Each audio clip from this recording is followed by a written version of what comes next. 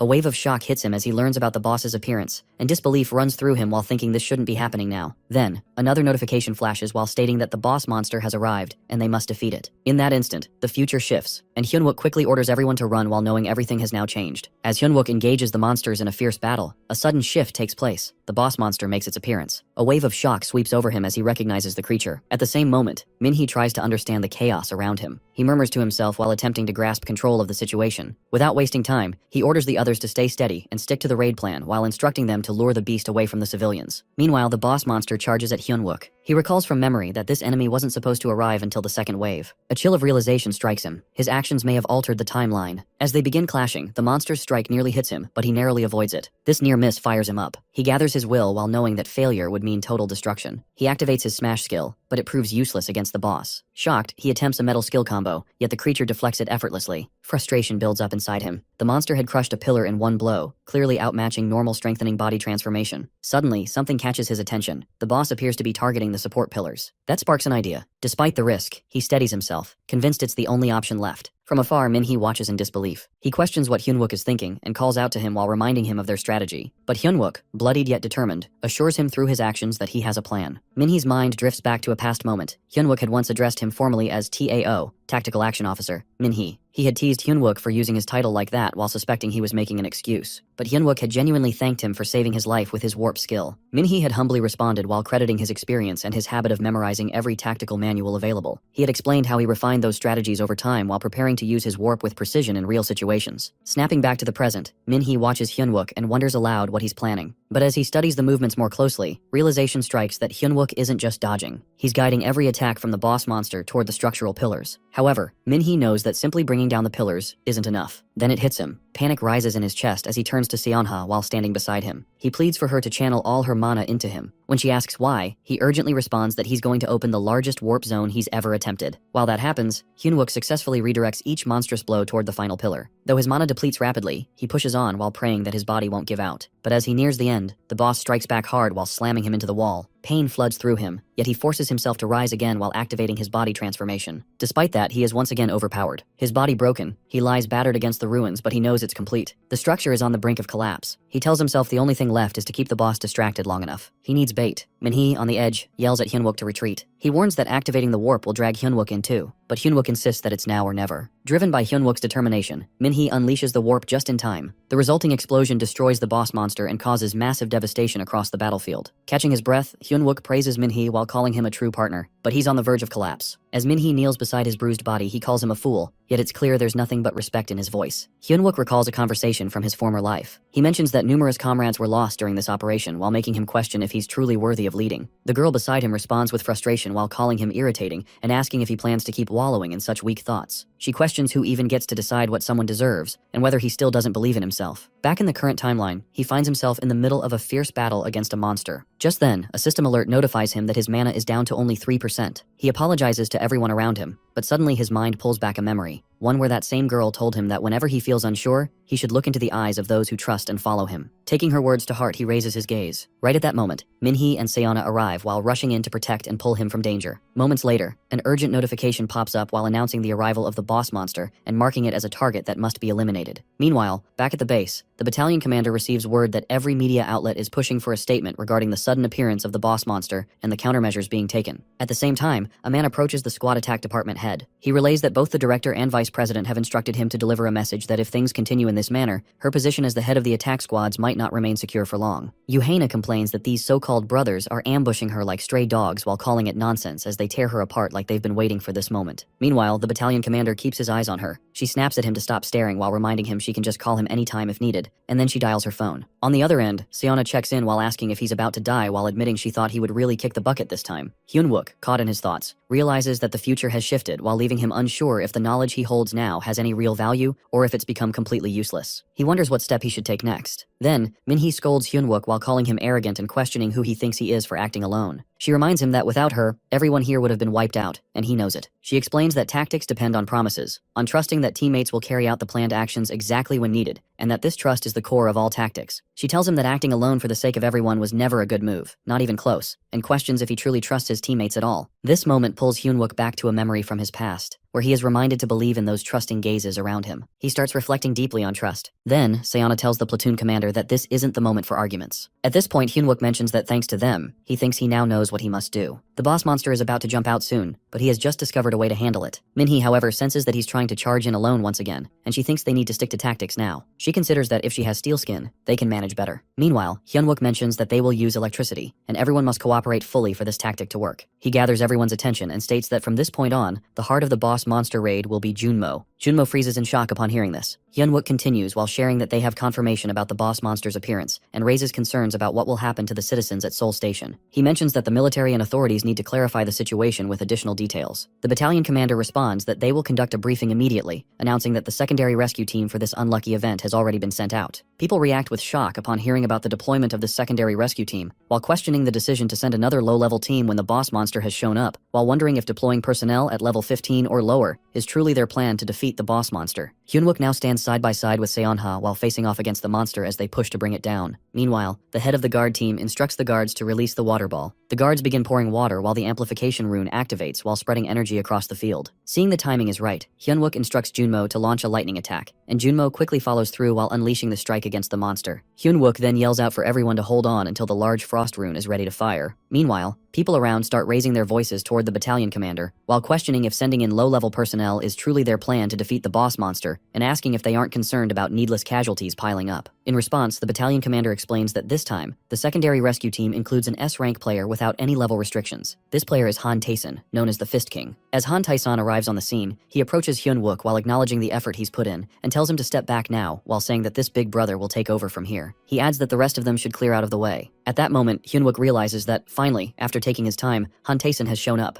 Han Taeson then turns to Hyunwook while mentioning that, just so he knows, he doesn't like sharing the same table, and warns that if he catches Hyunwook drooling over his fight, he won't hesitate to deal with him. Taeson steps in front of the boss monster and mentions that if it can battle, then he can too. Everyone around is stunned as he swings at the creature. Yet, he soon notices there isn't even a single mark on its body, and he remarks that it's stronger than he expected while making him feel unnecessarily competitive. After that, he moves closer to the monster again, while commenting that it's just making things worse for itself. The monster also starts attacking him while the soldiers remain in the area while keeping watch. Meanwhile, Hyunwook shows up along with Seonha. She remarks that since he kept insisting, she's filling him with some mana and checks if he's alright now while reminding him that his treatment matters more. Hyunwook responds that he's okay while telling her not to stress over him and adding that he won't be using his body anyway. Just then, one of the nearby soldiers questions if he's scared, or if he's about to use it now. Taeson once again charges charges at the boss monster and lands another heavy strike. Hyunwook steps in too while using his metal smash skill as he moves forward. Taesan glances at him and questions who he is while wondering if he has a death wish and reminding him not to drool on his table. Hyunwook responds while pointing out that even for an S-ranker, he's acting a bit shady with his deals. Taesan asks what he just called him, and Hyunwook clarifies that he's the one who interrupted their raid. Taesan argues while questioning if they think they could have defeated it without him, while wondering who this arrogant lunatic is and how he dares to play tricks. But Hyunwook snaps back while mentioning that they are the ones who struggle until the fatal crisis passes, and Taesan just swoops in last minute while pretending to be the hero. Hyunwook gets really angry at him. Soon Taesan goes after the boss monster to finish it off, but Hyunwook also tries to take it down at the same time. Then, they receive a notification that the boss monster has been defeated and the area is now free of all restrictions. Afterwards, people are informed that the boss monster was defeated in less than 5 minutes after Han Taesan entered. The event dome quietly disappears as the quest completes while revealing the dreadful state of Seoul Station, where it's clear they can't promise the citizens' survival. Later, the survivors start coming out. At that moment, a girl sees her mother and runs towards her while checking if she's okay or hurt anywhere. Her mother hugs her tightly and tells her she's okay while apologizing for making her worry, while the girl cries in her embrace. Then, all of a sudden, a breaking news alert shows up while announcing that something unbelievable has happened. A miracle. Somehow everyone inside Seoul Station has made it out alive. Right after that, Taesan receives a notification that he's the one who brought down the boss monster, the venomous ironclad spider, while meaning he managed to survive the unlucky event. Soon after, he also gets a message congratulating him while letting him know that he'll be receiving a lucky reward for his help in the boss monster's defeat. But unexpectedly, they all become aware that an unknown energy is starting to flow into the Cloud Blade. At the same time, Hyunwook also gets informed that he's earned a lucky reward for bringing down the boss monster. His prize turns out to be Mac Lear's secret armor. As Hyunwook processes everything, he thinks to himself that this is how he protected Seoul Station, and still ended up gaining what he wanted. Right after, Taesan confronts him while demanding an explanation and wanting to know what's going on with his reward. In response, Hyunwook reminds him that they're the ones who blocked the second wave and finished off the boss. He points out that Taesan should actually be grateful for getting second rank even though he barged in at the last moment, and no matter how much he argues, it won't change the facts. But Taesan doesn't back down and counters sharply while questioning if he needs to teach him how the system works again. He reminds that slaying the boss monster alone counts for 7% of the contribution towards the event reward. That means, no matter what kind of efforts they pulled off before, his input is still way higher. Then he brings up the comment about trade ethics while explaining that he was in the middle of 6 months of closed training when he had to rush into this mess. So to even things out, he expects at least a hero-grade item. Finally, he demands to know how they're planning to make up for it. Hyunwook figures he's just messing around while thinking it's funny to bicker about time and payment right in front of him, who's had to head back into the army doing all this pointless and tiring work. Then Taesan questions if he even realizes whose time he's been wasting while reminding him that he is Han Taesan. He warns him to stay in line while letting him know that all his talk about solo training or whatever he contributed doesn't change anything. Because honestly, if Taesan ever had to be paid back fairly for all the hours he spent fighting, no prize would ever be enough. Frustration builds in Taesan as he steps toward him. At that moment, Kim Kang-suk and Yoo-haena arrive, both stopping in shock when they see them. Kang-suk then remarks that the gate is closed and wonders what's going on here. Hyunwook realizes they've shown up at the perfect timing. He nods toward Taesan while acknowledging him with a compliment and telling him it's been an honor meeting him too. Taesan is taken aback. Hyunwook then mentions he's heading off now. Kang-suk checks in while asking if he's fine, and Hyunwook responds that he's alright. But suddenly Taesan yells for him to get back here immediately. Yoo-haena steps in, telling Taesan to cut it out. She admits she has no idea what's happening here, but she warns him that the entire country is watching right now. If he causes trouble here, not even the Blue Flower Guild could fully cover it up. Meanwhile, the soldiers clear the path while announcing the arrival of the Brigadier General as a teleport gate opens. Choi Jung-chul appears while commenting on how rare it is to see Taesan still around, noting even the Blue Flower Guild Master's daughter is present, and asks if there's any issue here. Yoo-haena laughs it off while brushing aside the idea of any problem since the gate has closed now. Jung-chul remarks that if it's the Blue Flower Guild, there surely can't be any trouble, which makes her find him to be a cunning old man. She then turns to Taesan and brings up the state of Seoul Station, while pointing out that the condition was for him to clear the gate without causing a second wave of damage. According to her, a gate of this level should have been cleared without any destruction. Taesan shrugs it off while replying that he neither wrecked Seoul Station nor ranked first in the raid. She pauses, confused while asking what he means by not ranking first. He insists that he fulfilled all her conditions, so she needs to keep her end of the deal. This leaves her puzzled while thinking how it's possible that an S-ranker didn't come first in a simple level 15 unlucky event. She wonders who on earth managed to take the top spot. Meanwhile, Hyunwook is talking with Jung-chul, who questions how it even adds up. His military files state he can control up to 300 grams, but the report he just received suggests Hyunwook can handle way beyond that. At that moment, Yoo-haena suddenly figures it out that Hyunwook is the one who actually secured the first rank. Then Jung-chul turns to him, pointing out that unless the data is incorrect, he's still listed as an F-ranker. He finds the situation rather fascinating and mentions that he'd like to take a stroll and get a full update directly from him. Meanwhile, Haena starts feeling a pounding headache as things keep unfolding in completely unexpected ways right before her eyes. As Hyunwook begins walking alongside the Brigadier General, he tells himself to stay extra alert. After all, Jung-chul isn't someone who can be taken lightly. His abilities have earned him the nickname of a tactical nuclear weapon. But beyond just power, the man is incredibly complex. He's the very individual the necromancer feared most, and someone who had already survived multiple attempts on his life. Soon, Young-chul calls Hyun-wook and requests a full account of the earlier events. Hyun-wook immediately realizes what's going on. As he suspected, the Brigadier General is trying to confirm the strange difference between his current performance and what's listed in his official records. He responds by explaining that just recently, after taking down his second elite monster, his abilities had spiked out of nowhere. He received an achievement message titled Dunce's Rebellion. His mana control shot up from just 300 grams to nearly 17 kilograms, and he also picked up a few new skills along the way. Young-chul nods and brings up how rare achievement systems are just as rare as quests. This confirms to Hyun-wook what he already fears. The world must not yet know that F-rankers can actually grow stronger. That secret needs to be kept safe for now. Then Young-chul agrees that if it's tied to an achievement, it's at least within the realm of possibility. Still, Hyun-wook gets a strange, uneasy feeling deep down. After a pause, Young-chul adds that calling him an F-ranker now doesn't really fit anymore. In terms of real combat power, he's likely at least C rank or maybe even higher. That completely stuns Hyun-wook. A thought flashes through his mind that does he want to scout him too? Then, casually but clearly impressed, Young-chul compliments Hyun-wook's performance while saying he definitely deserves a reward for his efforts. He offers to grant him something, perhaps a magic item or a high-grade armor. He assures him that whatever it is, he'll try to provide it. Hyun-wook, after a moment of hesitation, admits there is one weapon he's been eyeing, but he doubts even a brigadier general could just hand it over that easily. That catches Young-chul off guard. Surprised, he asks what item he's talking about. Then, Hyun-wook calmly reveals it. It's one of Young-chul's own most valued possessions, the hero rank fail knot. The brigadier general lets out a hearty laugh while remarking that Hyun-wook really has nerves of steel and mentions they should talk again once he earns another badge here. He notes that Hyun-wook gets a special promotion for being such a lively person. Hyun-wook, while seeing how quickly he shifts the topic, thinks to himself that it's just like him, but at least it's a relief since it buys him some more time to stay hidden. A few days later, at the 3rd AMT Brigade's 1st Battalion, Hyun-wook spends time there while working through the secret armor he recently obtained. He reflects that hero rank gear truly takes effort to absorb fully. During this, Junmo arrives and questions him about training, while Choi Min-jae also chimes in while mentioning that they'd prefer to do anything other than another round of PT. Hyun-wook finds them bothersome and points out that he's supposed to be a patient right now. However, they insist that he can simply lead from the front while they stick right behind him. In that moment, Hyun-wook thinks about how, regardless of what happened during these recent events, what truly matters is the trust they build together. Soon after, An Min-tae approaches, salutes, and reports that after being cleared to leave the military general hospital, he's back and ready to rejoin the support squad. Hyun-wook thinks about how future reward items will always be important, but he's beginning to realize there are other things around him that matter even more. He thanks Min-tae for coming back safely, and then moves forward to give him a hug.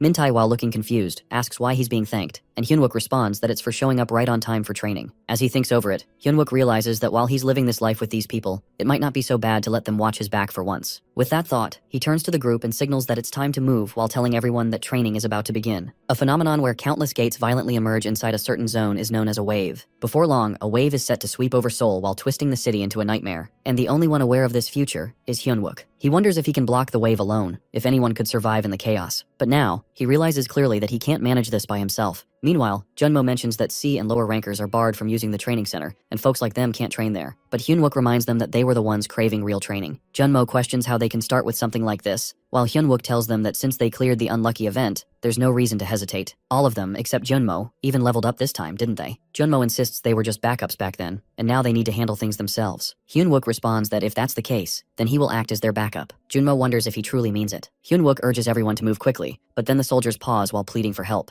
Hyun-wook informs them that the attribute training is starting now. Nearby, two girls notice and think that this is the corporal uncle, the F-rank uncle who carried the blockade mission and the unlucky event. One thinks she imagined he would look more rugged, but that's not how he appears at all. Hyun-wook thinks to himself that these kids should find this encouraging, though he wonders why his ears feel so itchy. Later, Seo Yuna instructs the soldier to buy the same number as the workers sent to each company, and they follow her command. She then contacts Hyun-wook and mentions that it should be time for personal training. He salutes her and mentions that he came to the PX to get energy supplements for his teammates who are in training. Then, he notices Sanjok and feels irritated while suspecting that he is about to start again. After that, a girl approaches Hyun-wook and notes that she heard he earned the Dunce's Rebellion achievement, and Hyun-wook admits it. After that, Seo Yunha mentions that the report about his unusual accomplishment sounds convincing.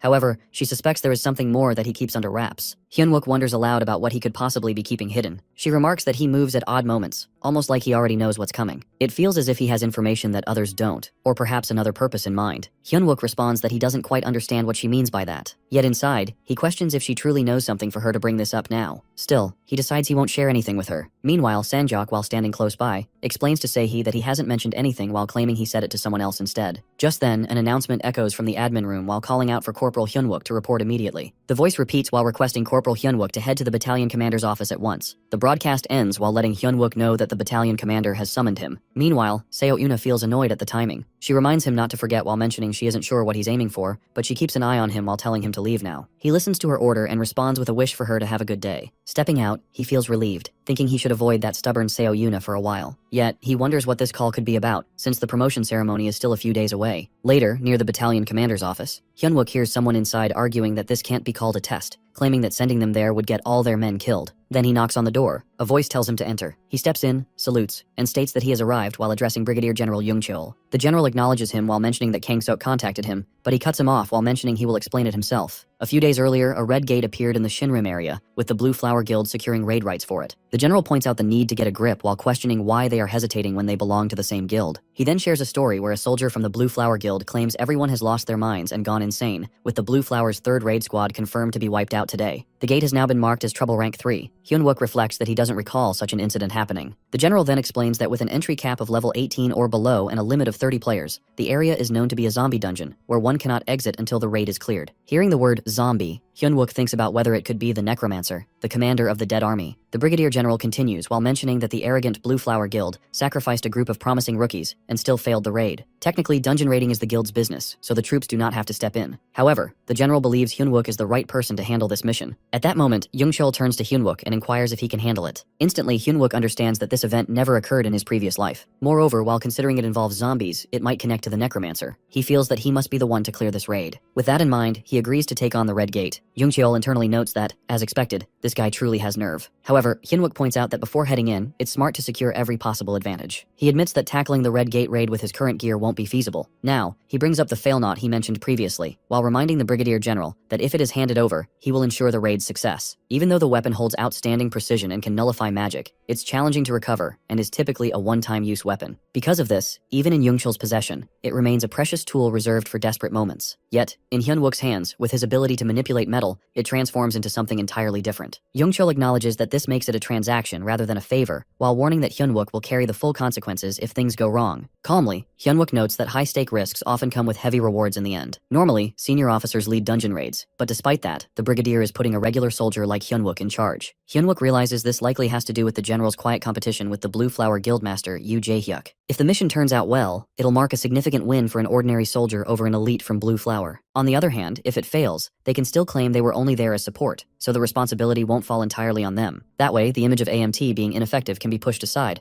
and Hyunwook can claim a mental win against Blue Flower. Shortly after, the Brigadier informs him that he'll be given the fail knot immediately. At that moment, Hyunwook comes to understand that regardless of what happens, the Brigadier has placed himself in a position where he gains something either way. As things move forward, the Brigadier lets him know that since he'll be too caught up in the raid, his promotion to Sergeant will be handled afterward. Frustrated, Hyunwook thinks he has no intention of being used so easily. He then reminds the Brigadier that the fail knot was already promised as a reward earlier, so if he completes this mission successfully, he wants an extra reward in return. The Brigadier nods and assures him that he'll consider it, as long as the raid is successful. With that, Hyunwook gives his thanks and promises to do everything possible to make sure the mission doesn't fail. Later, when he arrives at the gathering point, one of the soldiers comments that he's a little late while Junmo adds that the C-rank training area isn't anything special. Confidence seems high among the troops, but without warning, Hyunwook instructs them all to gear up. The group seems confused at first. Then he calls his support team and informs them that they're heading out for their first ever independent operation. This news surprises everyone, especially since none of them ever expected or even wished for a solo mission. 2 days later, Hyunwook informs the other soldiers that since they're entering a zombie-type dungeon, they'll be using bullets charged with holy energy. He warns them that these rounds have more kickback than standard ones, so they should handle them carefully. This isn't a simulation anymore, so he reminds everyone to stay sharp.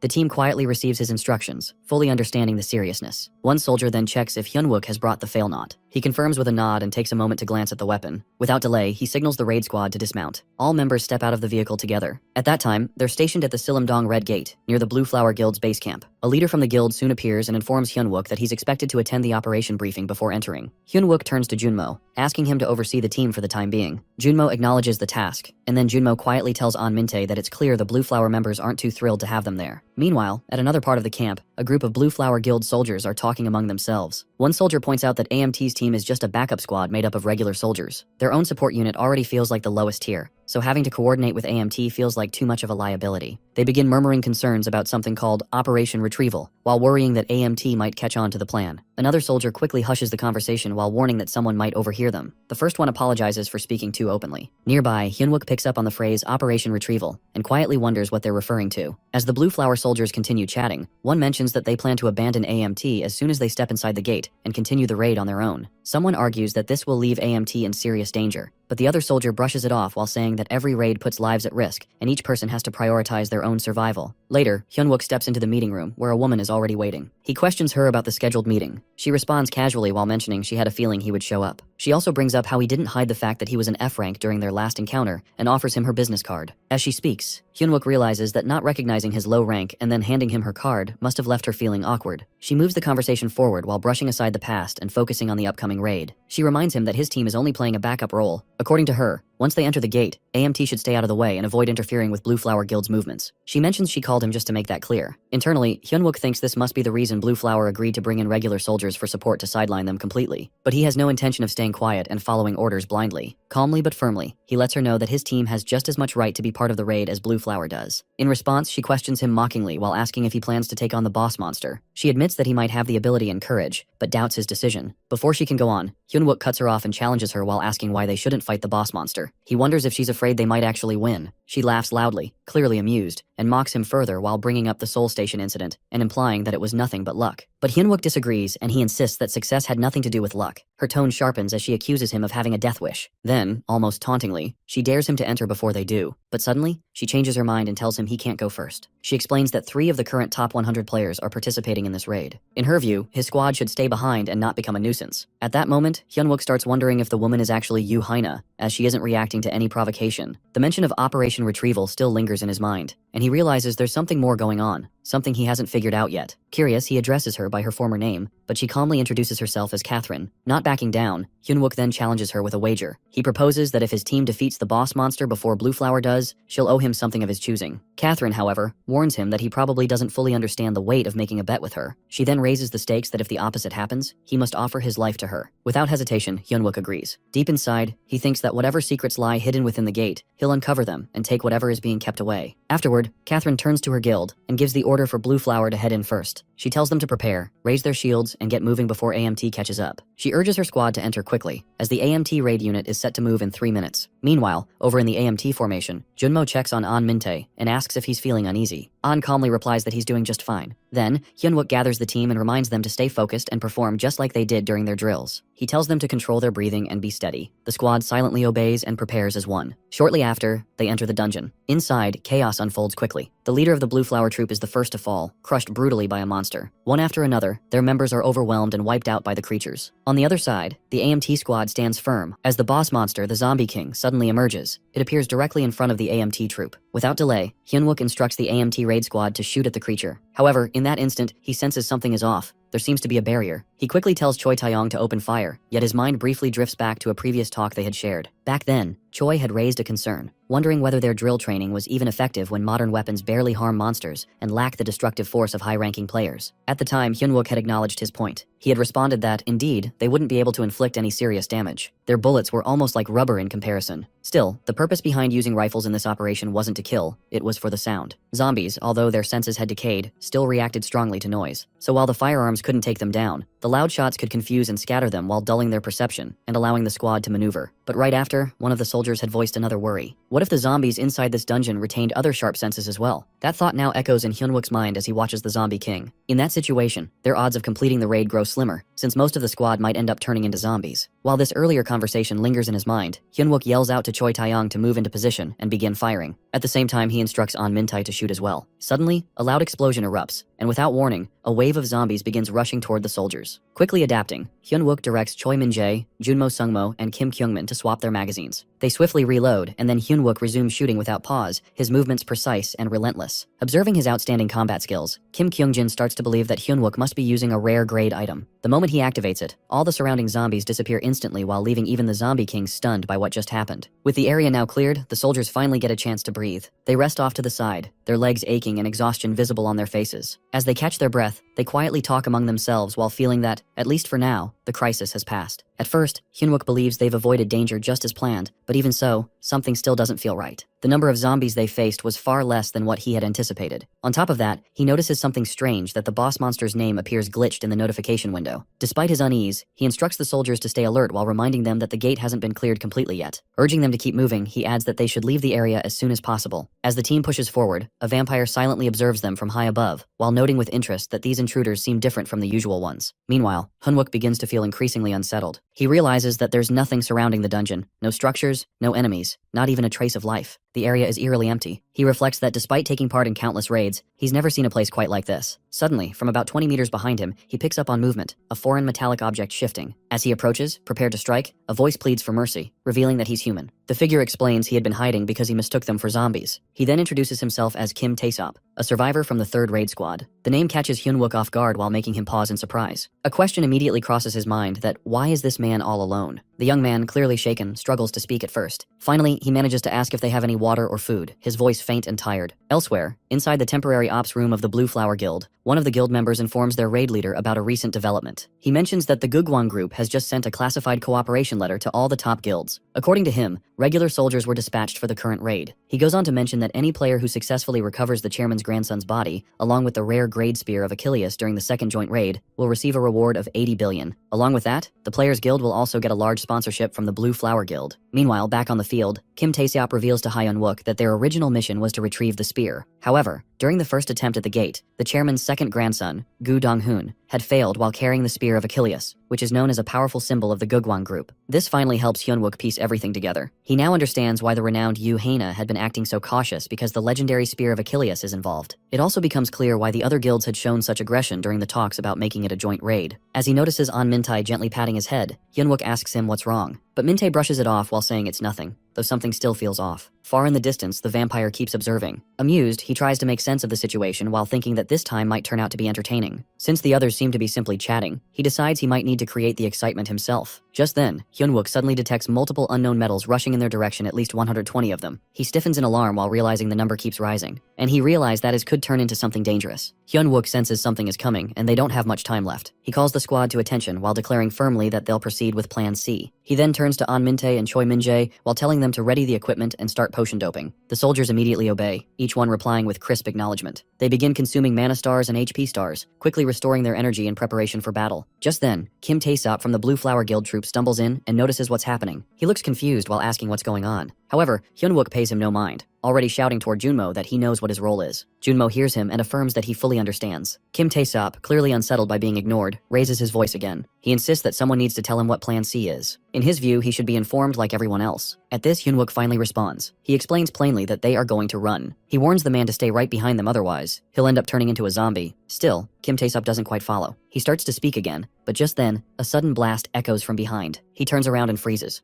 Without wasting a second, he calls out for the AMT raid squad to withdraw from the current zone. From the shadows, the vampire watches the entire scene unfold. He observes with interest and muses that their so-called plan, while sacrificing one of their own as bait, feels far too simplistic. Still, he mutters that the bait would be of no use if he himself kills it in an instant. On the front line, Hyunwook continues fighting with everything he has. Kim Taesop gasps while realizing that Plan C may have just been a plan to abandon Hyunwook entirely and flee. It seems too reckless. Yet Junmo responds with confidence while explaining that Corporal Hyunwook had crafted this strategy himself, and he is not the type to fail or act without reason. As the team flees from the approaching metal storm, they are forced to dodge a new wave of enemies, zombies, seething with rage while descending upon them. Their snarls fill the air, louder and wilder with every step. However, Hyunwook doesn't retreat. He yells to smash and launches a fierce attack. His power explodes outward while striking the zombies hard. Many of them collapse on the spot while unmoving. The vampire watches amused. He notices the iron beads Hyunwook used, small but glowing with divine power. He now understands that Hyunwook had been positioned as bait for a very specific reason. Still, he knows the noise from those divine beads will soon draw even more zombies, and those will be even harder to control. Suddenly, the largest zombie makes its appearance. Its size towers above the others, and its fury is unmatched. It lets out a monstrous roar while shaking the dungeon. Hyunwook narrows his eyes. Among the incoming zombies, he senses something unusual, a type of metal unlike any other, something of a far higher grade. He realizes in that moment that this might not be a creature at all. It might be a person. He starts thinking that whoever this is, he can't possibly be just another villain. Part of him wonders if it's someone he already knows. His gaze shifts instinctively to the vampire. While he's lost in thought, 2 flying zombies shoot toward him. He reacts instantly while slashing through them with a precise combo. His attacks are sharp and relentless. Still, more zombies keep coming. He knows he has to keep pushing. The vampire, while watching from afar, starts to doubt his earlier expectations. He reflects that maybe he had expected too much from this fight. Yet the divine-infused iron beads were no afterthought Hyunwook had prepared carefully. Still, the vampire notices Hyunwook's energy fading. He also sees that the shards of the iron beads are now scattered, likely to be used again. Hyunwook gathers his last reserve of strength and unleashes a skill. Steel Rain, Free Fall. Metal shards rain down from above while tearing through the zombie horde. Explosions thunder around them. The massive zombie cries out, and as the blast intensifies, a brilliant light bursts outward. One of the men watching all this in disbelief stammers out his thoughts. He recalls that the plan had been to use one man as bait and run. It no longer makes sense. Another soldier quickly corrects him while pointing out that this was never about abandoning anyone. From the beginning, it had been a deception operation to lure the zombies away from Corporal Hyunwook. They had all been running while talking, all to serve the illusion. The vampire watches the plan unfold with growing interest. A realization hits him that Hyunwook had never been the bait at all. This was a full raid strategy, designed from the start. He bursts into laughter while admitting to himself that he never imagined these soldiers would be this entertaining. Hyunwook catches the vampire laughing and grows uneasy. Something feels off. He starts thinking carefully. The vampire is laughing, but why? What's his true motive for entering the raid gate? And more than anything, Hyunwook realizes that the man blends in too well with the zombies. A deeper suspicion forms inside him. He starts to believe that he might know this man from somewhere. The vampire's grin widens. He declares to himself that now he wants to taste Hyunwook's blood. He plans to soak his spear in it. Then with a loud crash, he slams his sword into the ground. Hyunwook can no longer hold back. Fury blazing in his eyes, he asks only once if the man is a necromancer. The vampire's eyes flicker with surprise. The question catches him off guard. He grows still, shaken that Hyunwook could even know about necromancers. This unexpected reaction makes Hyunwook hesitate. He begins to wonder if he had been wrong all along. Maybe this man isn't the necromancer after all. The vampire steps forward, voice cold and sharp. He warns that if Hyunwook wants a peaceful death, he'd better speak clearly, because now he wants to know how Hyunwook knows about necromancers. He demands to know who Hyunwook really is. Without hesitation, he lunges forward while drawing his sword to strike. He blocks the strike while saving himself from a fatal blow. He mentally notes that if it hadn't been for the fusion of Manan MacLear's secret armor with his steel body, his arm would have been sliced clean off. Realizing he has to act fast, he activates a skill and launches an attack. Blades spin through the air while flying towards the vampire, yet suddenly a shield forms in front of the vampire while protecting him completely. The sight stuns Hyunwook. The vampire has successfully saved himself, but what shocks Hyunwook even more is how effortlessly he did it. At that moment, Hyunwook thinks about the attack pattern. It's far beyond what level 18 is supposed to handle. He becomes more and more certain this guy has already surpassed the Red Gate's restrictions. As they continue to face each other, Hyunwook demands to know how he even got inside. Meanwhile, the vampire's hand begins to burn. Shards of divine bead embedded by Hyunwook now sear his flesh. Observing closely, Hyunwook notes the vampire's reaction. That confirms it. Only beings harmed by divine power react that way. He realizes what he's dealing with. A player devouring player. A vampire from the evil tribe that destroyed the AMT. Evidently, his words strike a nerve. The vampire explodes in fury while calling Hyunwook a master at provoking people. He yanks the burning shards from his skin, which begins to regenerate quickly. Then, without giving Hyunwook a chance to respond, he threatens to chop off a limb or two if that's what it takes to make him talk. Hyunwook, while trying to stay calm, focuses on the weapon in the vampire's hand. It's the Spear of Achilles, the very one the Gugwang group is searching for. He concludes that its true powers must have awakened. If that's the case, then even with his steel body and secret armor, he won't survive a hit. He knows the potion effect will only last a little over 2 minutes. He has to end this before then. As he thinks this through, the vampire narrows his gaze and declares he'll break him open if necessary. He launches into the air again while aiming his next attack. Both of them clash in mid-combat. Hyunwook counters with metal control, but the attack doesn't land. The vampire weaves through it and mocks him for using the same tricks. Feeling frustrated, Hyunwook watches his opponent block every long-distance attempt. It becomes clear that he won't be able to land any bead shard hits, and close combat is too risky with that spear. So he begins to run while analyzing his options. While running, he reflects that he's left with no other choice. He has to play his last card earlier than expected. High above, the vampire rages. He screams while demanding how Hyunwook dares to even utter that name, someone he shouldn't know. In response, Hyunwook keeps sprinting while accepting that it's time. He answers indirectly while introducing himself as a soldier. He wonders aloud whether the vampire even served while suspecting he never joined the military. The vampire snaps back in confusion while demanding answers and calling Hyunwook ridiculous. But Hyunwook presses further. He states his assumption was right. The vampire didn't serve in the military at all. Meanwhile, in another corner of the battlefield, chaos continues. Junmo prepares to activate something when an AMT raid soldier rushes in and stops him while urging him not to waste the chance. With the boss monster nowhere to be seen, even the raid squad wouldn't survive against the remaining zombies. Another soldier remarks grimly that Hyunwook is likely already dead. They need to hide, but Junmo refuses to believe it. He responds with conviction. Corporal Hyunwook isn't someone who would fall so easily. One of the soldiers demands to know how he can be so sure. Junmo answers that they haven't received the signal yet. Confused, the soldier presses for clarification, just as another soldier arrives and calls out Junmo's name. Junmo responds quickly, and the new arrival tells him to strap a claymore mine to his back before leaving the zone. Junmo checks that is it the KM-18A1? The soldier confirms. If it explodes, it means he used his last resort. When that happens, Junmo must ensure the squad hides immediately. instantly. At the same time, Hyunwook's voice roars across the battlefield. He shouts that it's time and yells, "Blast!" A massive explosion follows. Metal shards fly everywhere while burning the vampire. Hyunwook hides for safety, but when he peeks out, he sees the vampire, burned but still alive. The vampire howls in rage while demanding how Hyunwook dares to attack someone who was chosen, someone bonded to the spear. He announces that he cannot be killed so easily. However, Hyunwook sees his chance. He leaps back into action and launches another attack while using all of his power. The vampire, overwhelmed, takes several hits. He's shocked. The strikes come so fast he can't even follow them. As he struggles, the vampire mutters in disbelief. The claymore wasn't meant to kill him, and it was only a distraction. Hyunwook's true trump card was something else entirely. Then with a smirk, he reveals his hidden weapon that is an arrow. Hyunwook hears him but doesn't flinch. He responds that the arrow is infused with his own power, and it won't be removed so easily. But he reassures the vampire that he won't die just yet. Now it's Hyunwook's turn to ask the questions. Meanwhile, a member of the Blue Flower Guild, who's been teaming up with AMT instead of sticking with his own group,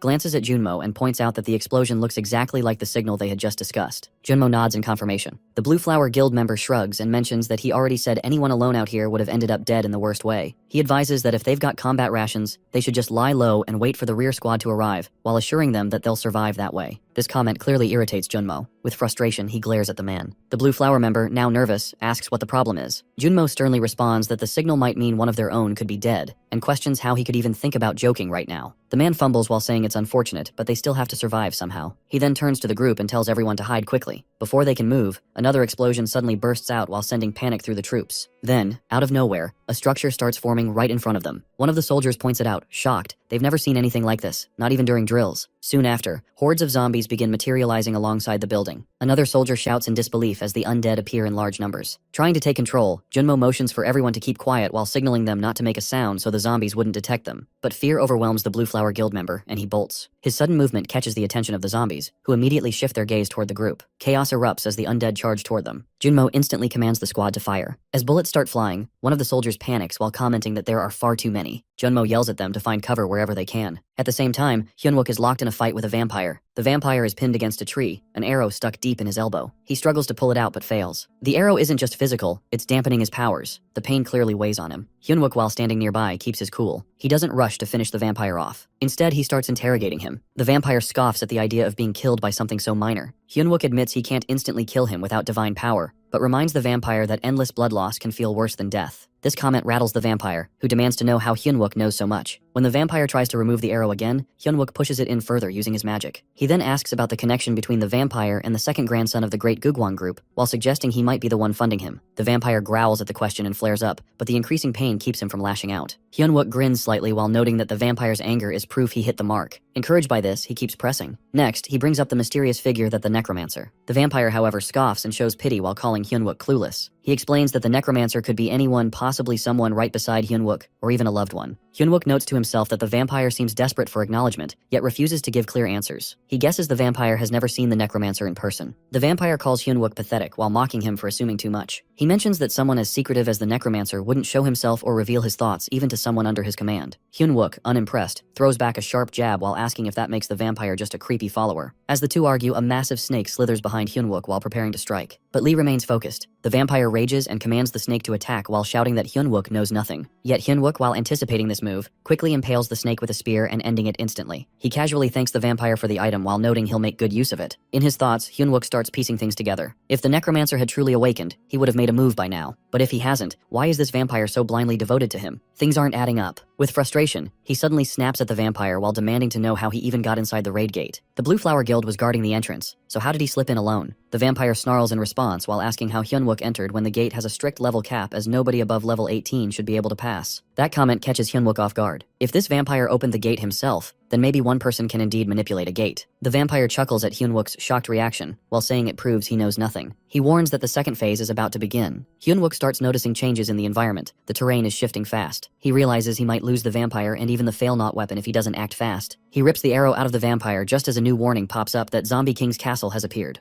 Hyunwook stiffens. So this is what the second phase meant. The vampire cackles with glee. He brags that the real phase of the raid is now starting, and soon, Hyunwook will taste the true horrors of this world, all planned by him. Back at Junmo's side, the group stays hidden from the undead, but tension spikes again as the Zombie King suddenly emerges into the area. The vampire, still with Hyunwook, explains that this being, Baron Samedi, commands both life and death. light, and shadow. As he appears, he grants vision to all previously summoned zombies. Their power and coordination increase drastically. The vampire taunts Hyunwook while his comrades used as bait will now be sacrificed, and the zombies will flood the outside world once they breach the gate. Hyunwook, for the first time in the entire battle, feels a cold shiver. The vampire ends his words with a wicked laugh while challenging Hyunwook to stop the descent of the true zombie king, Baron Samedi. Hyunwook, taken aback by this development, realizes that because of him, the monsters now have eyes. The moment marks a turning point. The creatures begin to detect the hidden soldiers and launch their attack. Chaos quickly follows. Hyunwook observes the zombies moving directly toward them, now fully aware of their targets. Gunfire erupts as the soldiers return fire in panic. Recognizing the danger, Hyunwook informs the raid squad that the zombies have gained vision and volunteers to cover their escape. As the others begin pulling back, the zombie king keeps his eyes locked on the soldiers and smashes rocks aimed at harming them. In the midst of the tension, Hyunwook hurls a grenade while triggering a massive blast. Turning to Private Park Junmo, An Min-tae, and Choi Min-jae, he urges them to retreat immediately, while reminding them they won't last long if they stay. He mentions the brutal truth that confidence alone won't help when it comes to taking down a comrade turned into a zombie. Amid the flurry of grenades thrown toward the attacking zombies, sparks flash continuously in the smoky air. Despite this, Park Junmo assures Hyunwook that if he goes down, they'll go with him. Hearing that from his teammates, Hyunwook orders the squad to retreat completely and to use all the remaining grenades. Meanwhile, the zombie king declares that he will offer the last of their comrades as sacrifices. In the background, his castle, Ndako, nears full construction. As a result, the gate's entry restriction rises from level 18 to level 30. He then reveals his plan that the zombies will attempt to break through the gate and flood into the outside world, and the squad must try to stop them. The atmosphere turns more dire as the soldiers race to dodge the zombie king's relentless blows. Hyunwook sprints quickly, all the while hearing nearby grenade explosions echo from a close-by building. He considers the claymore mine he placed if it detonates. That would be his final option while signaling to the others that they must hide no matter what. Just as he starts to express his thoughts, Park Junmo interrupts while assuring him that they'll all be waiting, so he must survive and return. Hyunwook responds with certainty that he'll come back while urging them to wait for him. Pushing forward, he races toward the zombies. Holding the Achilles spear tightly, he unlocks it while raising his mana to extreme levels. The zombies flood toward him, but he reminds himself of the promise he made to come back no matter what, and begins smashing through them with sheer strength. At that moment, the zombie king himself appears in front of him, furious that his descent has been disrupted. His rage is unmistakable. Meanwhile, other AMT members, also retreating, are still under attack. Kim Kyung-jin, oddly enough, carries a large jar while causing Choi Tae-young to question the reason. Kim responds vaguely while stating that he just had a feeling the jar is important to the zombie king. Despite the situation, they keep running as the zombies chase from behind. Park Junmo then shows up while firing at the creatures and shouting for them to hurry. He reports that the C4 setup is finished and asks An Min-tae to provide cover. Following his lead, Min-tae moves to the front, and together they detonate the explosives. A powerful explosion follows while throwing both zombies and soldiers to the ground. Fortunately, the squad survives. Though shaken, they're unharmed. Looking around, they realize the zombie gate seems blocked, at least for now. But there's a new problem. They're trapped inside the building, and oxygen could run out soon if they stay. Park Junmo notes that they've dealt with the urgent threat and must now locate an exit as quickly as possible. They head off only to be met again by the zombie king, whose fury hasn't cooled. His gaze lands on the stolen jar, and he laughs with dark amusement. Shock spreads through the squad as they confront him. Suddenly, Hyunwook reappears while commanding everyone to halt. Park Junmo feels relief seeing him alive. As Hyunwook faces the zombie king, he mutters to himself that he's the only one allowed to mess with his teammates. The soldiers freeze in surprise for a second. Suddenly, a system alert pops up while warning that a large chunk of mana has been burned in a short span. Only 32% remains. He realizes he's been acting tough, but now he's low on mana and completely clueless about how to beat this terrifying enemy. Now standing face to face with the zombie king, he wonders if the monster is a long-range type. Gripping his spear tightly, Hyunwook rushes in. The zombie king looks furious at the sight of him, but strangely, he doesn't attack. That catches Hyunwook off guard. He starts to think something doesn't feel right. Meanwhile, Park Junmo tells the squad to ready their gear. During the intense fight, Hyunwook keeps thinking that something is off, maybe it's because of that. Just then, the zombie king charges forward and swings hard.